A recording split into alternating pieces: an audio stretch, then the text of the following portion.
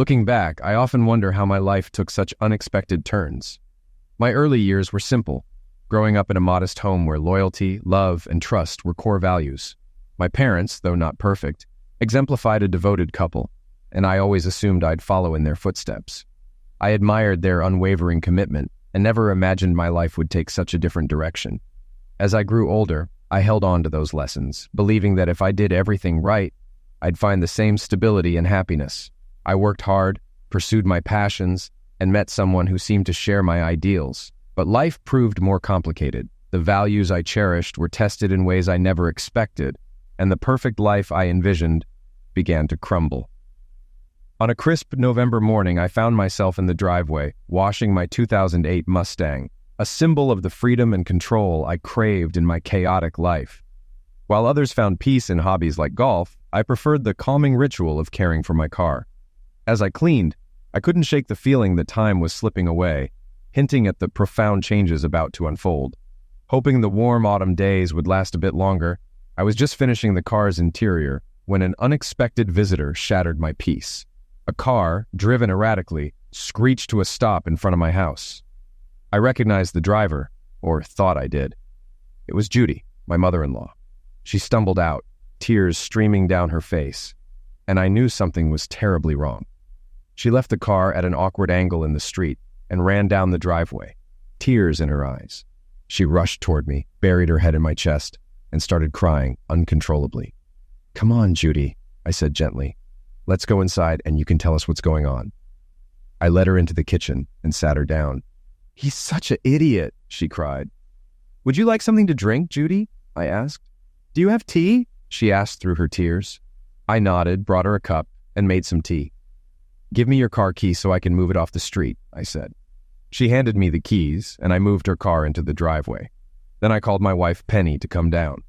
When I returned, I brought Judy the tea, along with sugar, milk, and a slice of chocolate cake she had brought over the day before. "Thanks, Donnie," Judy sobbed. "Penny, you're lucky to have him. You'll probably never have to worry about your husband cheating on you." I was stunned. I couldn't believe Ed, Penny's dad, would cheat on Judy. As I started to leave, Judy grabbed my hand. "Donnie, you're family too. I want to talk to you," she said. "Okay, Judy, what's going on?" I asked. "Why do men cheat?" she asked. I felt uncomfortable. "Mom, some say men are wired to spread their genes. Maybe Dad has a strong urge, but that doesn't make it right," Penny said. "I'm not talking about all men," Judy replied. "I'm talking about your father, who promised to be faithful and keeps breaking that promise." "Mom, you know Dad loves you," Penny interrupted. "But sometimes he struggles with his nature. All you can do is try to work through it." "When he married me, he vowed to put our marriage above everything else," Judy said. The doorbell rang, ending the conversation for now. "I'll get it," I said, glad for the distraction. I opened the door to find Ed, who looked defeated. "Hi, Don," he said softly. "Is Judy here?" "They're in the living room," I replied. He walked inside, and I went back to washing my car, trying to clear my mind. As I was focusing on the task, I heard a giggle behind me. 2 arms wrapped around my waist, and a lock of brown hair fell over my shoulder. "Donnie, do you love me?" Penny asked. "Of course I do, Penny," I said.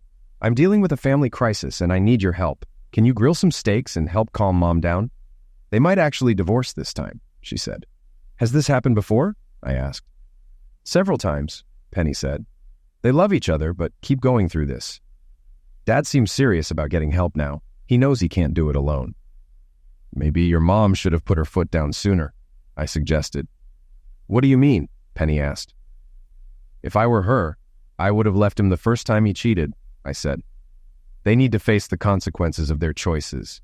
He needs to understand that his actions could cost him his wife and family." Penny looked at me, shocked. Then her lips trembled as she tried to hold back tears. I could see she was on the verge of breaking down. I wrapped my arms around her, telling her to calm down. "I'd do anything for you," I said. "Donnie, it's easy for you to say. Your parents were perfect, so you've never had to deal with this. I don't want my parents to split up or be alone. When we have kids, I want them to have grandparents who love them. I want us all to be one big, happy family, without worrying about which parent to invite to events because the other won't come," she said. "Okay, honey," I replied. "I'll help. I'll cook the steaks, and you can send your dad to talk to me while you talk to your mom. Maybe when the food's ready, we can all talk together on the deck. I didn't agree with what I was doing, but I loved Penny and understood her need to keep her family together. We all want our families to stay intact, even when our parents fall short. So I spent the afternoon talking with my father-in-law. We chatted about my Mustang, sports, and grilling steaks. He tried to come across as knowledgeable, but I knew he was full of it, especially when he lied about a car that didn't even exist. Eventually, I asked, "So, what's going on with you and Judy?" He looked like I'd knock him. Then he almost cried, saying, "I didn't mean to hurt her. She wasn't supposed to find out." I thought, how original. If you didn't want to hurt her, why do the one thing that would? I stayed calm, though I was seething inside. I imagined him hurting Penny, and I wanted to kick him off my property. Judy deserved better. She should divorce him. I thought of my dad and Uncle Steve, who were both good men. Any of them would have appreciated a woman like Judy. But instead, here was this idiot trying to save face by saying he needed to reconnect with the church. I had to stifle my laughter at the thought. Later, Judy and Penny joined us on the deck for dinner. Ed tried to play the repentant husband, but it was clear he was just trying to save himself again. After a while, I excused myself, went inside, and laughed so hard I cried. When I returned, Penny gave me a strange look, while Ed acted like he was waiting to be canonized. Judy, however, was in real pain, torn between cutting him out of her life or trying to salvage what was left. She was relying on us to help her make the right choice. "So, Donnie, do you think counseling could help?" Judy asked. I glanced at Ed, who gave me a slight nod, and then at Penny, who also nodded, trying to save her parents' marriage. Finally, I looked into Judy's eyes, which were sincere. I answered, "Counseling can help you work through problems and see things in your relationship that you might otherwise miss." It wasn't a lie. I'd heard it on a therapy show, so there was some truth to it. Judy nodded. "Okay, we'll give it a try." She reached for Ed's hand and smiled. Penny looked at me, and I felt guilty. I was doing this for her, but it didn't sit well with me. I excused myself, saying I needed to show Ed something in the garage. Once there, I grabbed him by the throat and slammed him against the wall. "Prick," I hissed. "This is the last time I lie to save your cheating back. If you cheat again, you'll have more than a divorce to worry about. Got it?" He quickly nodded, and I let him go. We returned to the kitchen, where I smiled and acted like everything was fine. But Ed was visibly shaken. Later that night, we had a good time with Penny. But just over a month later, 3 days after Christmas, we found ourselves in the morgue, facing Ed's body. The attendant pulled the sheet back with a flourish, revealing the lifeless form of a man who had once been full of life. Penny collapsed in tears, Judy turned away, and I went into shock, my mind racing with absurd thoughts. The attendant asked if we could identify the body, and both Judy and Penny nodded. "I'm sorry for your loss," he said, his attempt at a comforting smile only coming off as eerie. We led Penny out of the morgue, where a detective was waiting. "So, the deceased was your husband?" he asked Judy. She nodded, squeezing my hand. "When he didn't come home last night, I got worried," she said. "Ed always called if he was going to be late." The detective offered us coffee, which I declined after seeing the state of the coffee maker. Penny asked, "What happened to him?" "I can't reveal details of the investigation," he began, "but it'll be in the papers soon. Your husband, your father, young lady, was found at the Sly Easy Motel on Sycamore Avenue. A hysterical woman was with him. Her husband caught them together, kicked in the door, and, well, he kept the last bullet for himself. You should go back to the morgue and say goodbye," the detective said gently. "Ma'am, I'll ask the coroner to be gentle with his face," the detective offered. "That won't be necessary," Judy replied coldly. "No problem," the detective said. "We have clear evidence. The security tape shows everything, the guy kicking in the door. Your husband was already gone, and there are no signs of anyone else moving around." "Detective," Judy said firmly, "I meant it's not necessary. I don't care where he's buried." Judy stood up, and I followed. Penny looked at her mother and said to the detective, "She's upset." He just nodded. As soon as we left the detective's office, Judy broke down, crying on my shoulder as I drove them home. Throughout the day, people came by to offer condolences. Our neighbor Tanya stopped by with some treats. "How are you holding up?" she asked. I shrugged. "It's okay, honey. We're friends," she said. "I know you spent a lot of time with Ed. I used to see him chatting with you while you polished your Mustang." "Tanya," I whispered, "I couldn't stand that guy. He was a serial cheater, and it was just in his nature. Judy deserves better." She laughed. But Judy loved him. He was her first everything. That's why she kept forgiving him. Without him, she'd be lost. But Tanya was wrong. Over the weeks, Judy's anger towards Ed only grew. She even refused to attend his funeral at first, but I convinced her to go for Penny's sake. Eventually, Penny got angry with both of us, especially when I refused to speak at the funeral. I couldn't think of a single good thing to say about Ed, and even his best friends struggled with the eulogy. Eddie was Ed. You should have known him. After the funeral, Judy became more involved with us, but certain things like watching TV shows where a husband cheated would set her off. Penny and I often discussed how we could help her. Penny seemed to move on from her father's end of life fairly quickly, and life resumed. About 3 months later, we hosted a gathering, inviting every eligible man we could think of for Judy. At 43, she looked more like Penny's sister than her mother. But Judy didn't know how to flirt or mingle. She'd only ever been with Ed, who had swept her off her feet when she was 18. We knew it would take time for her to adjust, so we planned to keep hosting these gatherings. After the party, as we were cleaning up, I noticed Penny's phone on the counter and saw she had a message. Assuming it was from her mom, I checked it and froze. Penny had been texting another man. As I read through the messages, I realized she was dating someone else. Shocked, I stood there feeling like my world was falling apart. How had I missed this? Penny and I spent so much time together. When did she even find the time? Then it hit me. Penny had always defended her father, even when he was caught cheating. She insisted it was just his nature. Maybe she was more like her father than I realized. After all, you can't fight nature. I guess they expected me to react like Judy.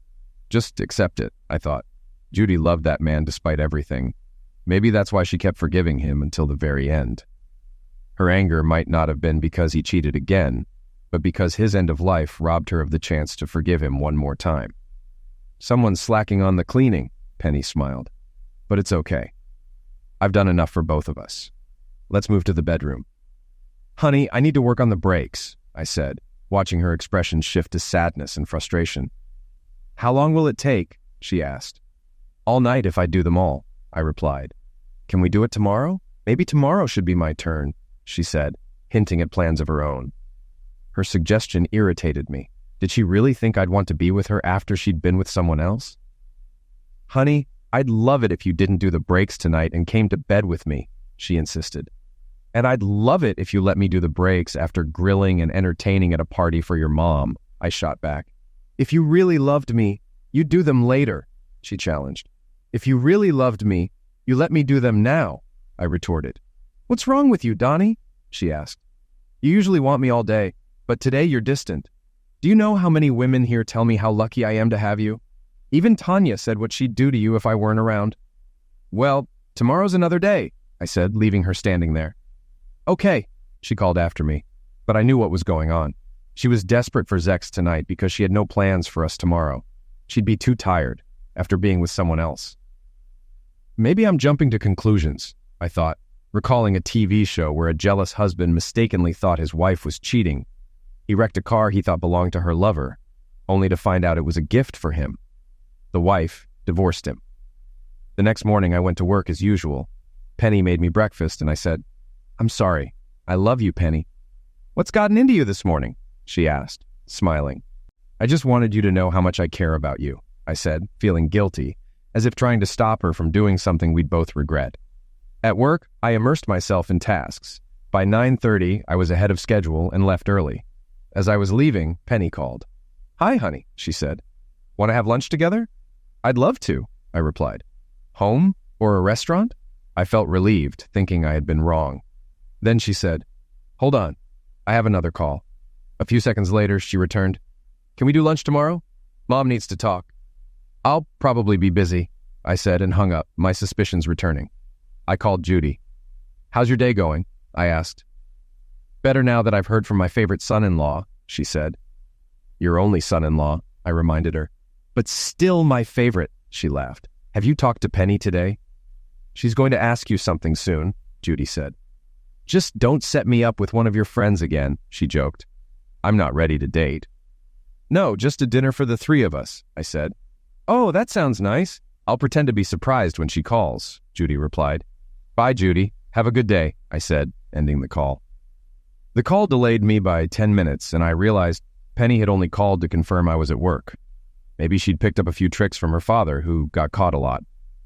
I drove straight to the motel and quickly spotted Penny's Ford Focus in the parking lot. I knew exactly which room to go to. I saw a cleaning lady nearby and paid her $50 to quietly open the door. As soon as I entered, I saw him trying to turn around. I crossed the room, yanked him off the bed, and slammed him onto the hard floor. "Donnie, what are you doing?" Penny screamed, trying to pull me away. I calmly stood up and removed her hands from me. "Don't ever touch me again," I said coldly. I called my secretary, told her I was sick and wouldn't be in for the rest of the day or the next. Then I dialed emergency to report an attack. Penny sat silently on the bed, trying to speak, but I kept telling her to shut up. "Donnie, when we get home," she started. "We don't have a home," I interrupted. "I'm not living with a cheater. Go to your mother's." The police arrived, and I stepped outside to talk to them. "I'm the one who called," I said. "You don't look hurt," one of the officers remarked. "Not me, him," I pointed at Rick, still unconscious. They cuffed me and put me in the cruiser as the ambulance arrived. I barely spoke, too numb to explain. At the station, I was booked on suspicion of attack.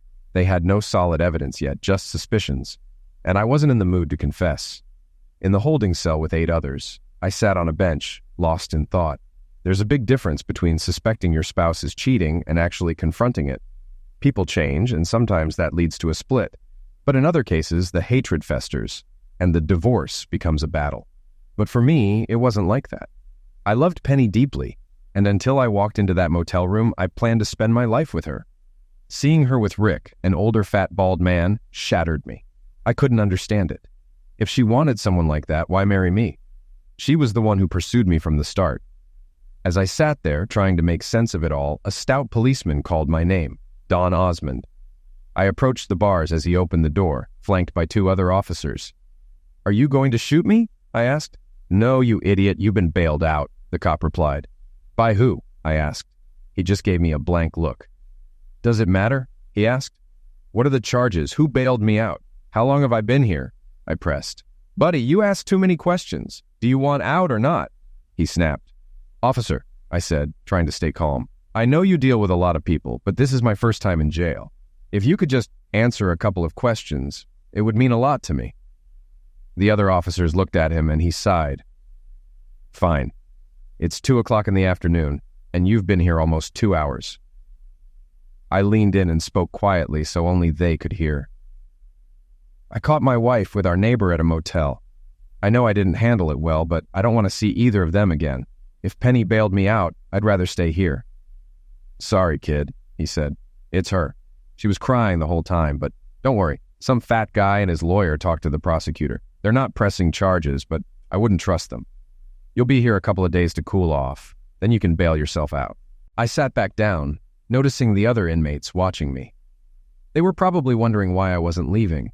I knew Penny was trying to bail me out because she felt guilty, but I wanted nothing to do with her.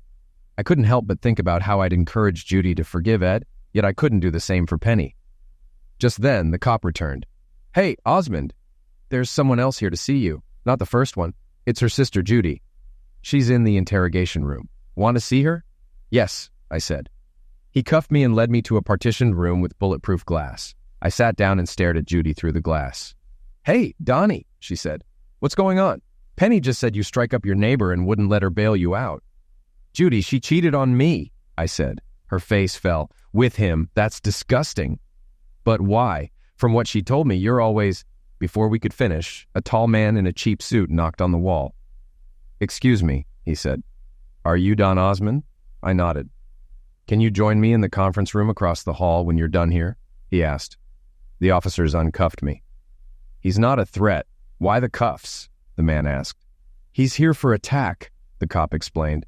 "Though honestly, I'd have done the same thing." "Donnie, don't do anything stupid," Judy warned. "I know how you feel. I'll call you tomorrow," I said. "If I get out today, I'll send Penny to stay with you." I walked into the conference room where Penny, Rick, and 2 other men were sitting. Penny jumped up, and Rick limped toward me. "Get away from me," I shouted. "If any of these idiots come near me, I'm going back to my cell." The guy at the table introduced himself. "Mr. Osmond, I'm Willis Drummond, the district attorney. Mr. Daniels here represents your neighbor. We have a suggestion that could let everyone walk away now."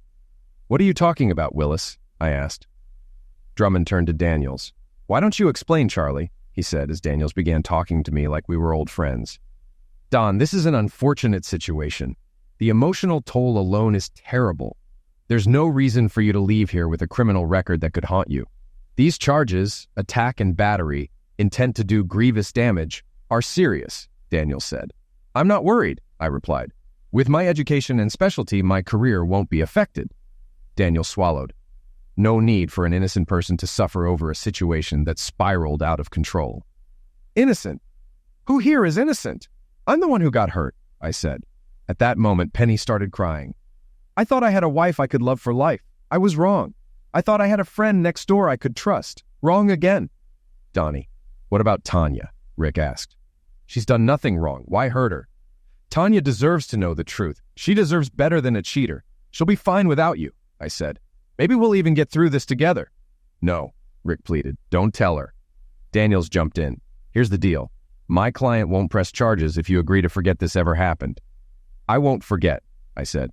"I'll take it to a jury. When they hear why I strike your client, they'll understand. I'll name him in my divorce and testify against him in Tanya's."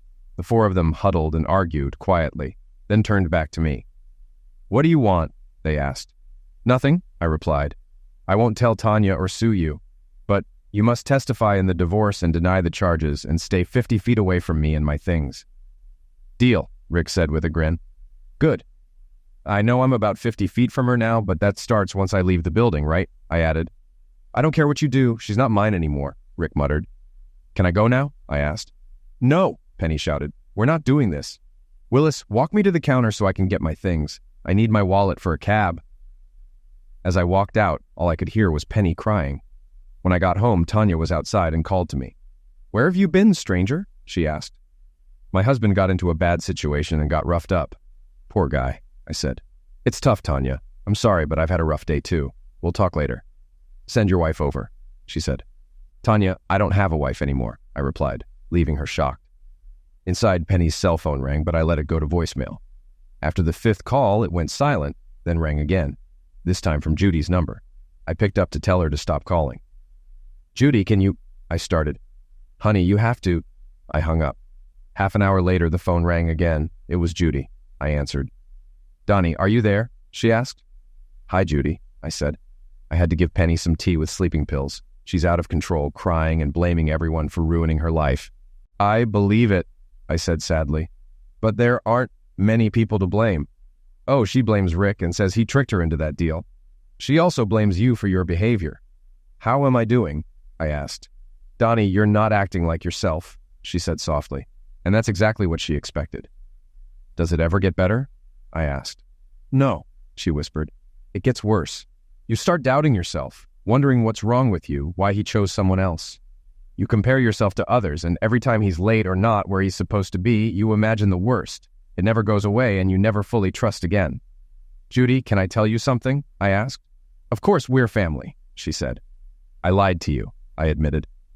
"When we were trying to get you to take Ed back and go to counseling, I thought you should just overlook his cheating, but you said what Penny wanted. Because you love her," she finished. "I know, Donnie. You're a terrible liar. Your mouth says one thing, but your eyes say another." "Ed was foolish," I said. "No one he cheated with was worth a fraction of you."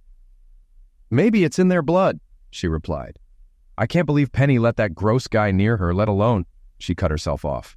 "Donnie, I'm sorry, but I'm not you. I won't keep taking her back just for her to do it again. Maybe she got it from her father," I said. "She always said you can't fight nature." "I hope that's not true," she said. "You can train wild animals. Maybe people can change too." "But it's rare, Judy, and it takes a lot of effort," I replied. "Cheaters will cheat." "So what does that mean for us?" she asked softly. "We have 2 choices," I said. "We can move on and start fresh, knowing we're just good people who loved the wrong ones. You have a beautiful daughter to show for it. I have nothing, so my life feels wasted. Or we can stay and hope they change, but then we're just fools for putting up with it. You deserve someone worthy of you, and I should find someone who is too." "Who are you talking to, Mom?" Penny asked.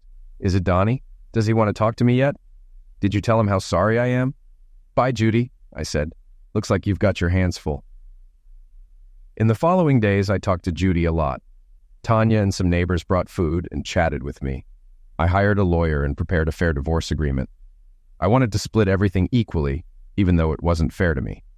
I didn't want things to get ugly, but I was ready to go to court if necessary.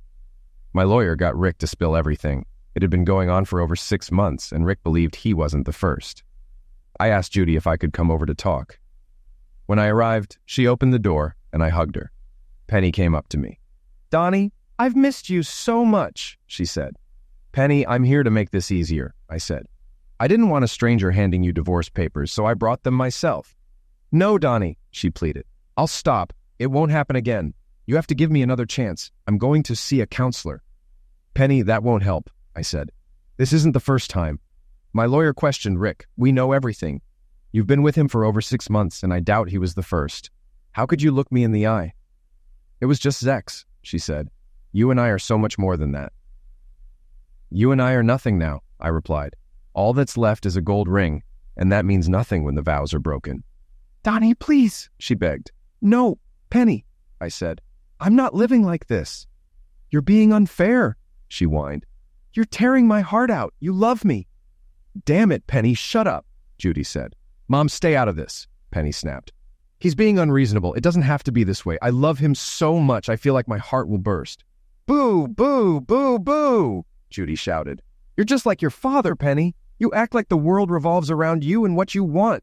I forgave your father repeatedly, and maybe you think that's how it should be. But Donnie isn't me.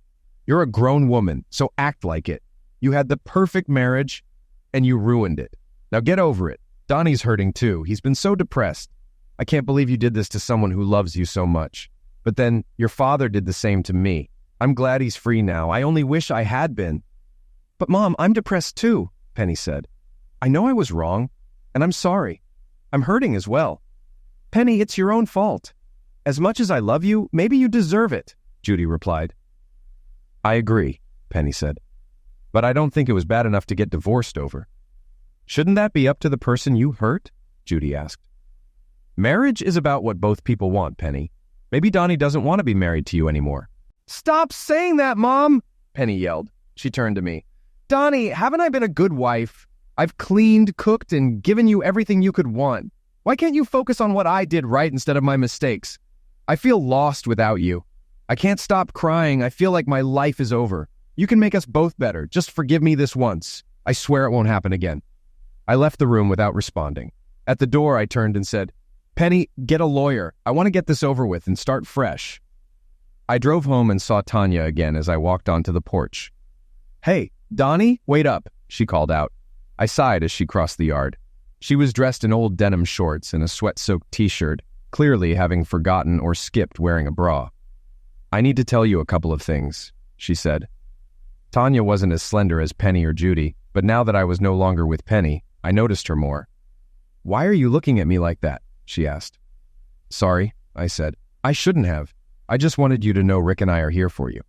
If you need anything or just want to talk, we're here. Rick's still shaken from being mugged, and talking might help him too. You know, helping others can make you feel stronger, but that's not what I meant," she added with a smile.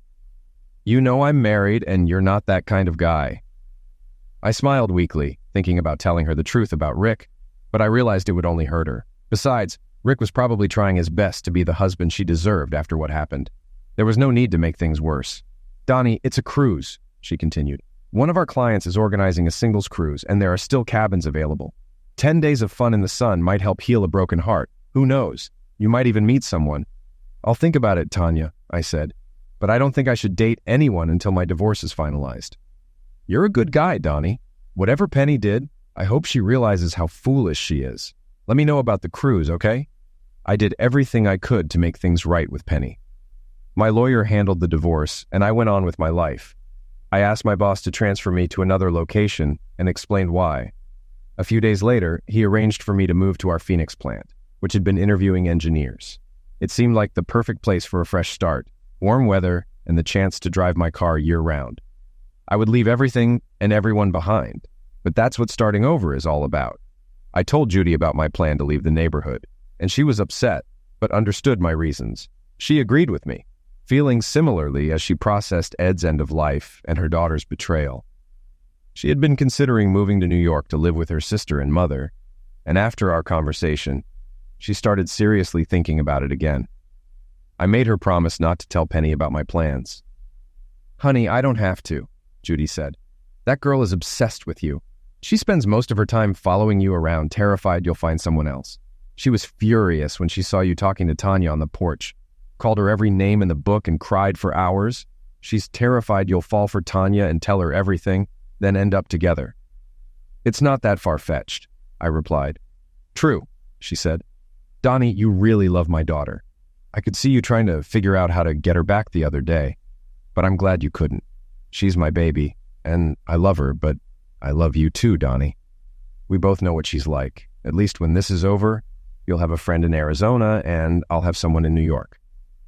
"Promise me we'll stay in touch," she said. "I don't have a choice," I said. "I've only loved 2 people, and one doesn't love me back. You're all I have left." I appreciated Judy telling me about Penny following me. I started keeping an eye on her whenever I went out. One night, I went to a movie and saw her watching me in the parking lot. I decided to have some fun. I pretended to wait for someone, bought a ticket through the app, and then called Judy to let Penny know I had a date. Penny stormed out of her car and headed toward me, but I quickly went inside, got my ticket, and slipped into the theater just as she arrived. She couldn't find me, and with 15 movies playing, she had no idea which one I was watching. 2 hours later, I walked out and pretended to say goodbye to someone. Penny appeared furious. "Cut the crap, Donnie," she snapped. "You went to the movies alone. I've been following you since you left." "Get used to it, Penny," I said. "I won't always be alone. Sooner or later, I'll meet someone I want to be with." "You've already met her, dummy." "She looks just like me," Penny said. "You just need to get over my one little mistake." I laughed and walked away, realizing Judy was right. I trusted Judy not to tell Penny my plans, but I still needed to leave town without Penny knowing where I was going. The solution came from an unexpected source. The next day, I heard a knock at the back door. When I opened it, there stood Rick, looking as nervous as ever, like he didn't belong there. Tanya was watching from their porch, smiling. "I didn't want to come," Rick said, "but she made me." He glanced over my shoulder at Tanya. "Come on in," I said loud enough for her to hear. "I did everything you asked," he said nervously, "and I'm grateful you didn't tell Tanya. But if she hadn't made me come, I would have called you anyway. We have a problem." "We don't have anything in common," I replied. "True," he said, "but we both want to protect Tanya. And we both have issues with your ex. Penny's threatening to tell Tanya everything unless I help her get you back. She says it's not fair for one of us to keep our marriage if we've both been cheating. She's blackmailing me into spying on you and pressuring you to take her back." I just stared at him, realizing I could use this situation to my advantage. "Rick, do it," I said. He looked at me confused. "Does Penny know about the cruise Tanya organized for me?" I asked. "I don't think so," he replied. "That's your info to give her," I said. "Tell her about the cruise. It'll keep her occupied for a while, especially if you suggest there's a chance we might talk on the ship since we'll be stuck together." "All right," he agreed. "I'll do anything to save my marriage." "Good, you can go," I said. The next day, Tanya called me. "Donnie, Penny somehow found out about the cruise. Should I book her on the wrong one or put her in a room close to yours?" she asked. "Tanya, make her pay full price," I said. "You'll be helping me more than you know." "Are you two back together?" she asked. "No chance," I said. "But why? What are you so mad about?" "She cheated on me, Tanya," I said sadly. "I walked in and caught them. There was no mistake. We're done. I just need to get away."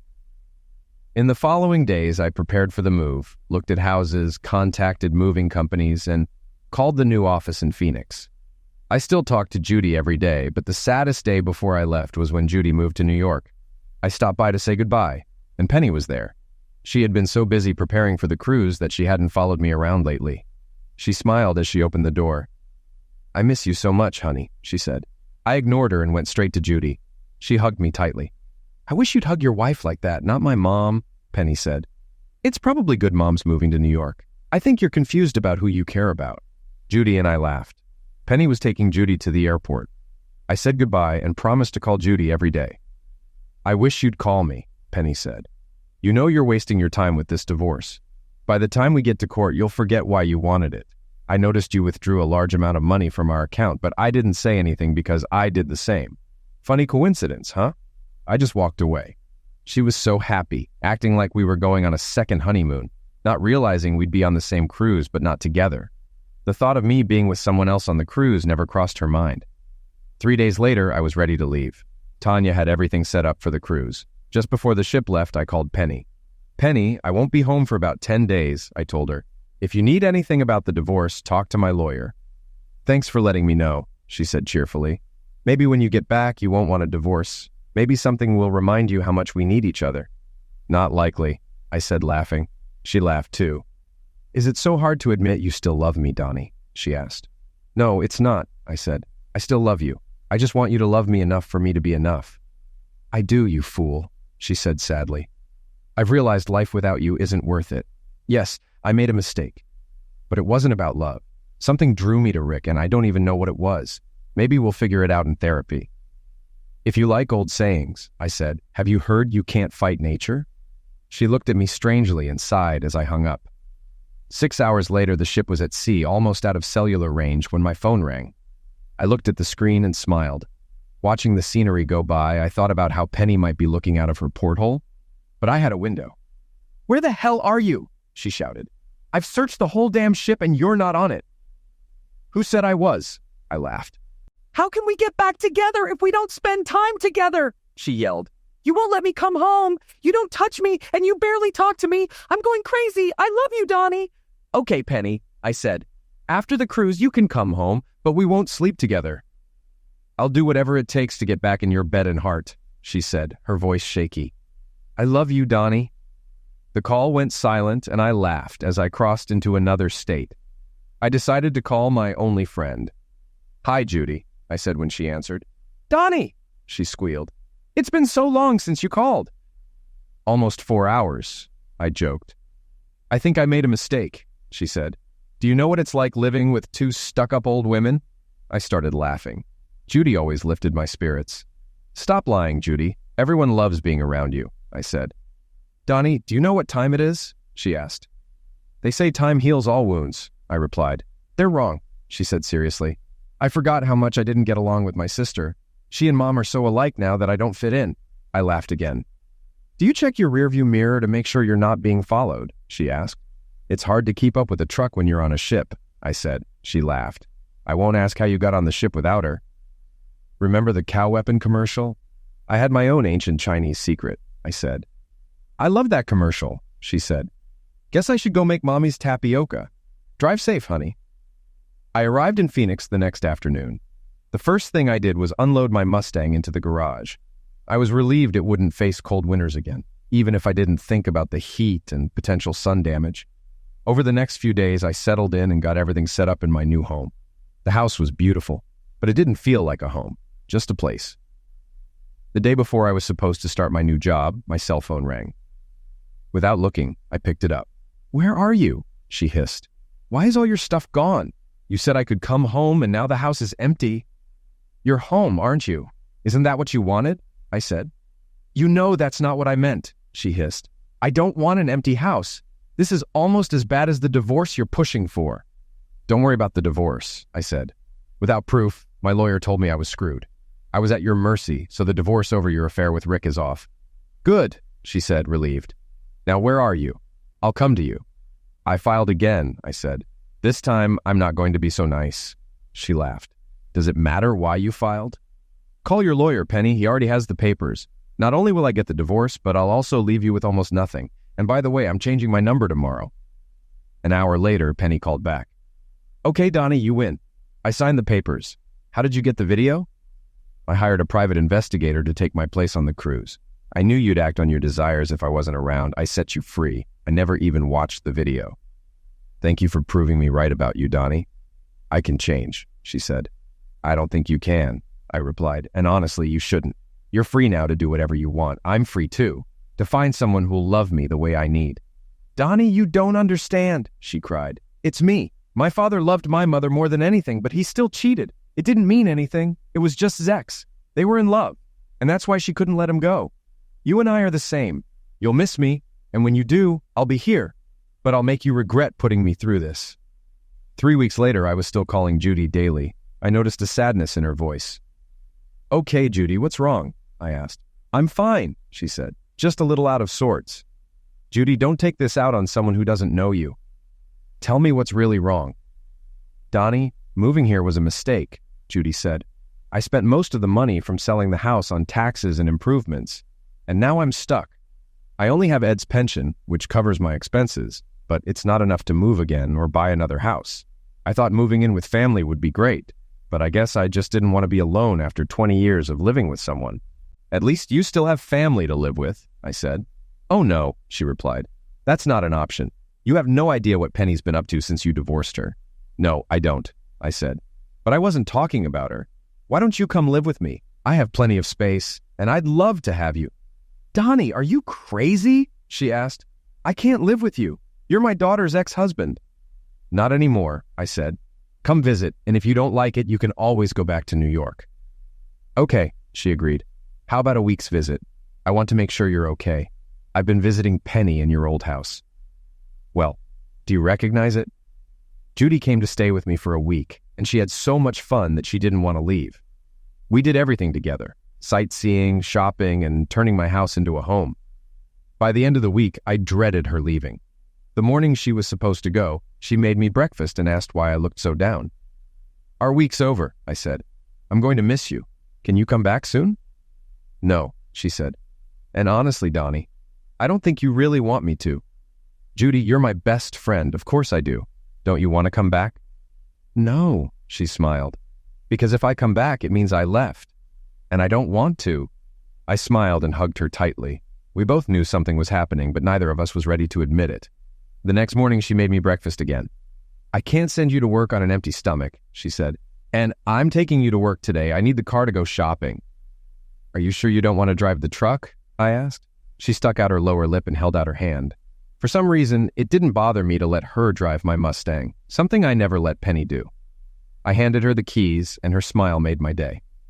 After breakfast, we drove to my office. I expected her to leave, but she came in with me, looked around, and even met my secretary. Then she led me to my inner office. So why haven't you slept with her yet? She teased. She's not my type, I said. Judy laughed and said she'd pick me up after work. That evening, we grilled steaks and watched the sunset. I noticed she hadn't just gone shopping. She'd also decorated the house with little touches that made it feel more like home.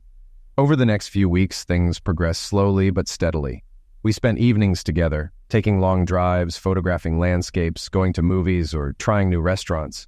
But most of all, we enjoyed quiet nights at home. I often suggested we go out because I was afraid of what might happen if we spent too much time alone together. About 5 months later, on Judy's birthday, I wanted to make it special. I bought her a diamond necklace and made reservations at a fancy restaurant. We had a wonderful dinner, and a violinist serenaded us with "Happy Birthday." When I gave her the necklace, her eyes lit up and she asked me to put it on her. As I did, I noticed her smiling and pointing behind me. I turned and saw the waiter standing there ready to serve us. The waiter said, "I was just saying, sir, that your wife is the most beautiful woman here." "You're right about that," I replied. "Donnie, you should thank him, silly," Judy giggled. "Or at least correct him. He thought we were married." "I couldn't thank you enough," I said. "That would mean I had something to do with you being so beautiful." And I didn't correct him because I don't mind if people think we're married. "Ready for dessert?" "Yes," she said. "Can we take it home and eat it there?" Hearing her call it home instead of your house warmed my heart. When we got back, it felt like the perfect end to a wonderful night. It was strange, but at 30, I realized I didn't need anything else to be happy. When we got home, we made love, then showered and collapsed into bed. "I love you, Judy," I said. 5 months, she said. "I can't believe we've been doing this for 5 months." "We wouldn't have lasted this long if we were the type to just jump into bed with someone," I said. "Maybe not," she laughed. "But we're both the type to love deeply and exclusively." The next night, when I got home, dinner was ready, and she had something else planned. "I wanted to make sure last night wasn't a fluke," she laughed. We made it a rule not to mention Ed or Penny. The past was behind us, and we focused on the future. We had so many good times together that there was no room for the past. We did a lot of things together for the first time, but we never talked about marriage. It just never came up, even though everyone assumed we would. That was until the past caught up with us. Our mistake was moving Judy's belongings from New York to Phoenix. Penny went looking for her mom, and her grandmother and aunt, unaware of the situation, gave her our address. That's when the trouble started. One Saturday, I went out to buy supplies for a barbecue. While I was gone, Penny showed up at our porch. Judy had no choice but to let her in, hoping I'd be gone long enough to get rid of her. Penny quickly realized Judy wasn't living alone and that her housemate was likely a man. Judy confirmed it and agreed to meet her for breakfast the next morning. Penny drove off, but got lost and saw my car on her way out. Judy decided to wait until we had relaxed a bit before telling me the bad news. As we were grilling steaks and getting ready to relax, we noticed someone peeking over our 6-foot fence. Penny's eyes went wide and she started screaming. We let her in. "I can't believe you two," she yelled. "Especially you, Mom. What would Daddy think?" "Penny, we're not married anymore," I said. "So what are you doing here?" "I came to find my mother," she said. "I was hoping she knew where you were. I need help." "What kind of help?" I asked. "I've lost almost all the money you left me, and I'm about to lose my house. I was hoping you'd give me another chance. I realize how stupid I was," she said sadly. "I'm sorry, Penny, but there's no chance," I said. "You can't fight nature." "Yes, you can," she insisted. "If you want it badly enough, you can do anything. I swear I've changed." "I was talking about Judy's nature and mine," I smiled. "It's in our nature to fall in love and stay that way forever. We can't fight it. But since you're our daughter, we'll help with the house. Go home and I'll put some money in your account, but you'll need to get a job." "Why can't I stay here with you?" she asked. "Penny, just being around you reminds me of what you did, and it makes me angry all over again. That's why I left town. Do you want the money or not?" "Of course," she said. Then she looked directly at Judy. "You don't want me here, do you, Mother? You know that if I had a fair chance, you'd lose. Donnie only agrees with you because he thinks he loves you, but really, he still loves me. He stays with you because you're just like me, and he knows you won't cheat on him." Judy and I both laughed. We'd already talked about our pasts enough that Penny's words didn't bother us. I preferred Judy's kindness over Penny's any day, and Judy appreciated that I only had eyes for her. Penny left the next morning, still angry that we hadn't let her stay, but it would have been inconvenient. Judy and I were happy with how things turned out. We both wanted to be alone together, and in some way we felt what happened to Penny was our fault. But we were content with our decision. Later, we learned that Penny had slept with several men in our neighborhood, including some of our friends, which caused a lot of gossip. One morning, Tanya saw a couple of men leaving the house and confronted them. That's how she found out everything. When she told them they should be ashamed of embarrassing their wives with the neighbor's mistress, they told her to mind her own business and suggested she watch her own husband instead. They hinted that's why I divorced Penny and left. Tanya confronted Rick, who broke down and admitted his guilt. 2 days later, as Penny was packing her suitcases, she had a strange feeling. Just as she was about to call one of the guys, she noticed Tanya sitting in the dark. "I always thought we were friends," Tanya said, tears in her eyes. "We are," a shocked Penny replied. "You had it all, Penny. A beautiful home, a good life, and a husband who adored you. Why wasn't that enough?" Tanya asked. "I never thought he'd find out," Penny said. "I love him, but I couldn't control myself. It's just something in me, like my father." "I guess you can't fight nature when that kind of desire takes over," Tanya said, and then she shot Penny. Tanya called emergency and waited for the police. It was ruled a crime of passion, and Tanya was sentenced to 8 to 15 years. Rick vowed to wait for her and visit every week.